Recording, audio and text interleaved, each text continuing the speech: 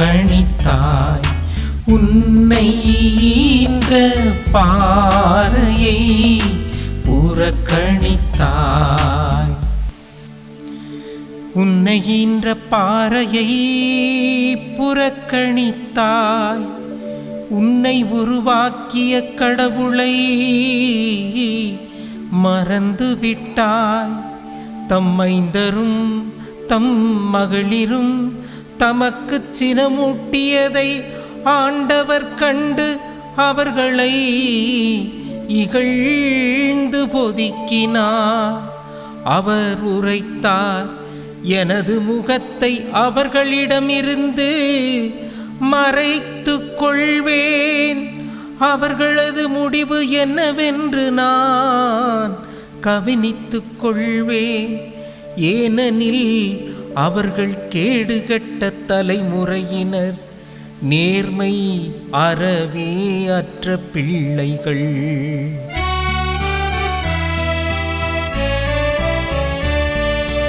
உன்னை ஈன்ற பாறையை புறக்கணித்தாய். உன்னை ஈன்ற பாறையை புறக்கணித்தாய். இயேசு அன்புக்குரிய சகோதர சகோதரிகளே, நறுமையான நாளில் ஆண்டவர் இயேசு கிறிஸ்துவின் பெயராலே வாழ்த்தையும் வணக்கத்தையும் தெரிவித்துக் கொள்கிறேன். இன்றைய பதிலுரை பாடலாக இணைச்சட்ட நூலிலிருந்து 32வது அதிகாரம் 18 முதல் 21 முடிய உள்ள வசனங்கள் நமக்கு கொடுக்கப்பட்டு இருக்கின்றன. இந்த இறைவார்த்தை பகுதியை பார்க்கின்ற பொழுது கடவுளை மறந்த மக்கள் மீது கடவுள் எப்படி தன்னுடைய கோபத்தையும் அதே போல தன்னுடைய ஆற்றாமையும் வெளிப்படுத்துகிறார் என்பதை இன்றைய பதிலுரை பாடல் அருமையாக எடுத்துரைக்கின்றது.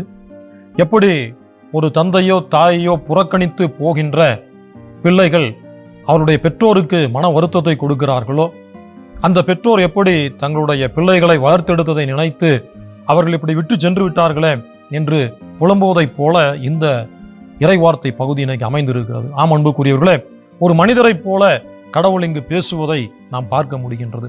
இணைச்சட்டம் 32ஆம் அதிகாரத்தில் இந்த 18 முதல் 21 வசனங்கள் இஸ்ரேல் மக்கள் கடவுளை புறக்கணித்ததும் முதல்ல சொல்லி காட்டுகின்றன. பாறையாகிய உன்னை ஈன்றெடுத்த பாறையை நீ மறந்து போனாய் என்று இந்த பதிலுரை பாடலினுடைய அந்த பல்லவி சொல்லுகின்றது. உன்னை ஈன்றெடுத்த பாறை, அதாவது அந்த பாறைனா அதுதான் அடித்தளம், அதை நீ மறந்து போனாயே என்று கடவுள் கேட்கின்றார். அதாவது இஸ்ரேல் மக்களை ஒன்றுமில்லாமல் அடிமைகளாக வாழ்ந்த, எதுவுமே இல்லாமல் அடிமை நிலையில் இருந்த அந்த மக்களை இறைவன் தன்னுடைய மக்களாக தேர்ந்தெடுத்து தான் அவர் பாலும் தேனும் பொழியும் ஒரு நாட்டுக்கு அழைத்து நல்ல வாழ்க்கையை கொடுப்பதாக வாக்கு கொடுக்கின்றார். அந்த சூழ்நிலையில் எகிப்தில் இருந்த எல்லா கஷ்டத்தையும் அவர்களை விடுவித்து அவர்களை அற்புதமாக விடுவித்த அந்த இறைவனை மறந்து போகிறார். அதனால தான் உன்னை ஈன்றெடுத்த பாறையை நீ மறந்து போனாய் என்று ஆண்டவர் அங்கே சொல்கிறார். அப்போ முதலாவது தங்களுடைய கடவுள் யார் என்பதையே அவர்கள் மறந்து விட்டார்கள். சில நேரத்தில் நல்ல சாப்பிட்டு முடித்து விட்ட பிறகு பசி இல்லாத நேரத்தில் நமக்கு எதுவுமே ஞாபகம் வராது, நல்ல ரெஸ்ட் எடுப்போம். அதுபோல் இந்த இஸ்ரேல் மக்கள் தங்களுடைய வாழ்க்கையில் எல்லாமே கடவுள் கொடுத்த பிறகு கடவுளை மறந்து போய் விடுகிறார்கள்.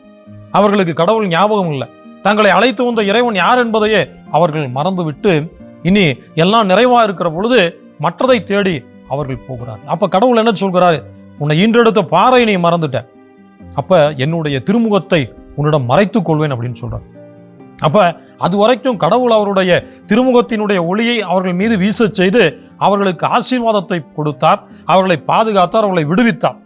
இப்ப கடவுள் சொல்றாரு, என்னுடைய திருமுகத்தை உன்னிடம் மறைத்துக் கொள்வேன் அப்படின்னு சொல்கிறார். அப்படின்னா கடவுளுடைய பிரசன்னம் உங்கள்கிட்ட இல்லாம போயிடும். என்னுடைய இருத்தல், என்னுடைய பராமரிப்பு, என்னுடைய உடனிருப்பு உங்ககிட்ட இருந்து விலகி போய்விடும் என்று சொல்லி கடவுள் அவர்களுக்கு சொல்கின்றார். இது மிகப்பெரிய ஒரு சாபம் போல அந்த மக்களுக்கு அமைய காரணமாக இருக்கிறது. ஏன்னா கடவுளுடைய பிரசன்னம் இல்லைன்னா ஒண்ணும் இல்லை, ஆசீர்வாதம் இல்லைன்னா அவர்களுக்கு ஒண்ணும் இல்லை. இதுவரைக்கும் வழிநடத்திய ஆண்டவருடைய பிரசன்னம் இல்லாமல் என்ன செய்வார்கள்? அப்ப கடவுள் அப்படிப்பட்ட ஒரு வார்த்தை அங்கு சொல்கிறார், இனி என்னுடைய திருமுக பிரசன்னம் உங்ககிட்ட இருக்காது என்று என்னுடைய முகத்தை மறைத்துக் கொள்வேன் என்று சொல்லி மிகப்பெரிய ஒரு சாபம் போல அந்த மக்களுக்கு மாறக்கூடும். அதற்கடுத்துதான் கடவுள் சொல்கிறாரு, இந்த மக்கள் தெய்வம் இல்லாத சிலைகளை எல்லாம் வழிபட்டாங்க, எனவே இவங்களுக்கு வேற்று மக்களை கொண்டு எரிச்சல் மூட்டுவேன் என்று சொல்கிறார். அப்போ வேற்று மக்கள்னா யாரு? இந்த இஸ்ரேல் மக்கள் தான். மற்றவங்கள்லாம் புறவினத்தார், தீண்டத்தகாதவர்கள், புறக்கணிக்கப்பட்டவர்கள் அப்படின்லாம் சொல்லிட்டு இருந்தாங்க. இப்ப கடவுள் அந்த மக்களை வைத்து இவர்களுக்கு எரிச்சல் ஊட்டுவேன் என்று சொல்ல, அதாவது இவங்களுக்கு பிடிக்காத மக்கள், இவர்களுக்கு எதிரிகளாக இருக்கிற மக்கள், இவர்களுக்கு தொல்லை கொடுக்கிற மக்கள், அவர்களை வைத்து இவர்களுக்கு எரிச்சல் மூட்டுவேன் என்று கடவுள் சொல். ஏன் அப்படி சொல்கிறார் கடவுள் பார்த்தோம்னா, சிலைகளை வழிபடுகிறார்கள், தீய வழிபாடுகளுக்கு செல்கிறார்கள், அந்த ஈவில் ஸ்பிரிட் என்று சொல்லப்படுகின்ற பல்வேறு விதமான தீய சக்திகளின் மீது நம்பிக்கை கொண்ட அந்த வழிபாடுகளை இவர்கள் தேடிச் செல்கிறார். உண்மையான யாவே இறைவனை விட்டுவிட்டு, தங்களை மீட்ட யாவே இறைவனை விட்டு, தங்களுக்கு ஆசீர்வாதத்தை கொடுக்கிற யாவே இறைவனை விட்டுவிட்டு, தீயவற்றிற்கு, தீய சக்திகளுக்கு பின்னால், அதை மையமாக கொண்ட வழிபாடுகளுக்கு பின்னால் இவர்கள் போகிறதை பார்க்கின்ற இறைவன் இப்படிப்பட்ட ஒரு செயலை செய்வதாக சொல்கின்றார். அதாவது மற்ற மக்களை வைத்து இவர்களுக்கு எரிச்சல் மூட்டுவேன் என்று சொல்கிற பொழுது, ஆண்டவருடைய பிரசன்னம் அவரோட விட்டு போயிருச்சு, ஆண்டவருடைய முகத்தை மறைத்துக் கொள்வேன் என்று சொல்கிறாரு. இனி நீங்க என்னோட மக்களே இல்லை, ஏன்னா வேற்று மக்களை தேர்ந்து கொள்ள போவதாக இறைவன் சொல்கிறார். அப்படி பார்க்கிற பொழுது புதிய ஏற்பாட்டில் கூட ஆண்டவர் இயேசு கிறிஸ்து இறையாட்சி உங்களிடமிருந்து எடுக்கப்பட்டு அதற்கு தகுதியுள்ள மக்களுக்கு கொடுக்கப்படும் என்று இயேசு நம்பிக்கையில்லாத மக்களை பார்த்து சொல்கிறார். தன்னுடைய இறை பிரசன்னத்தை, இறைவனுடைய ஆட்சியை அந்த இடத்துல சிறப்பாக செயல்படுத்தி கொண்டிருந்த இயேசு மீது நம்பிக்கை கொள்ளாத மக்களுக்கு அந்த வார்த்தையை இயேசு கிறிஸ்து சொன்னார். இன்னைக்கு நாமும் சிந்தித்து பார்ப்போம் அன்புக்குரியவர்களே. இந்த நாளில் நாம கடவுளை எப்பொழுதுமே உண்மையாக பற்றி கொண்டு, உண்மையான ஆண்டவரை நாம் எப்பொழுதுமே நம்பிக்கையோடு பற்றி கொள்ள வேண்டும். பாறையாகி அவர் தான் நமக்கு எல்லாமே ஆதாரம், நமக்கு அடிப்படை அவர் தான், அவருடைய வார்த்தை தான் நமக்கு ஆதாரம், அவருடைய நற்கருணை தான் நமக்கு வாழ்வு தரும் உணவு. எனவே அந்த பாறையை விட்டு நீங்காமல் அந்த பாறையை இறுக பற்றி கொண்டு நம்பிக்கை என்ற அந்த வாழ்க்கையில போராடுவோம். ஆண்டவர் நம்மை ஆசீர்வதிப்பார். ஜெபிப்போமாக. அன்பான ஆண்டவரே, தர்மையான நாளில் நாங்கள் தொடர்ந்து உம்மை பற்றி பிடித்து பாறையாகிய உம்மீது எங்களுடைய நம்பிக்கையை வைத்து வாழ நீரே அருள் புரிய வேண்டுமாய் எங்கள் ஆண்டவராகிய இயேசு கிறிஸ்து வழியாக உம்மை பார்த்து மன்றாடுகின்றோம். ஆமென்.